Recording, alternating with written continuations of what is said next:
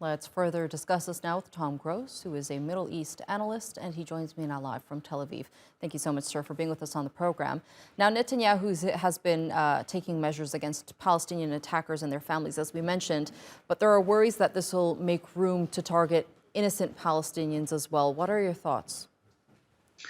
Well, Israel is not trying to target innocent Palestinians as much as possible, both for moral reasons, but also because it will be very counterproductive, and Israel definitely does not want to spark a uprising or intifada, which it might do if it sort of started targeting civilians.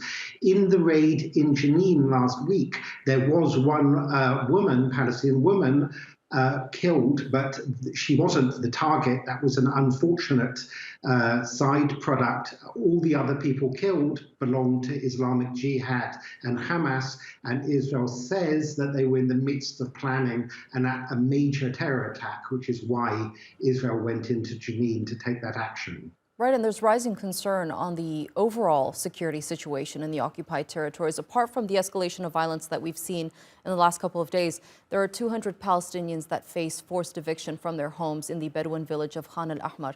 It seems like the situation is going to go from bad to worse.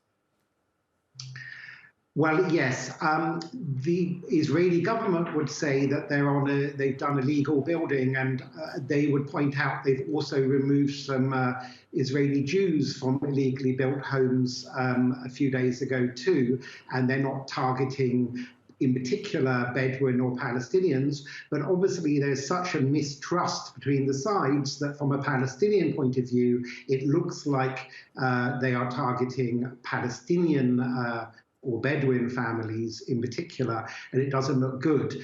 As we know, American Secretary of State Blinken is going to arrive in Tel Aviv, in Israel, in the next few hours. And certainly both sides are looking for the United States to try and revive some kind of peace process, because there has been hardly any movement on Israeli-Palestinian peace for several years now. What do you make of the What do you make of the Biden administration's stance on this whole situation? Do you think that they could do more in making the two-state solution a reality, in saying that they might start a peace process during Blinken's visit?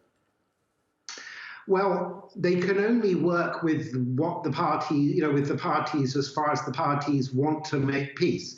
So we have a new government in Israel that took office a few weeks ago, which is a right-wing government. And certainly there are those within that government who do not believe in a two-state solution. Some of the government do and some don't, but it's a coalition government, and there'll be opposition from the Israeli government to try and create a Palestinian state. On the Palestinian side, you have Mahmoud Abbas, the Palestinian president. He was elected in 2004 to a 4-year term, but he's never held further elections. It's now 19 years. During these 19 years, there have been, I think, 5 different Israeli prime ministers: Ariel Sharon, Ehud Olmert, Netanyahu, Naftali Bennett, and Yair Lapid.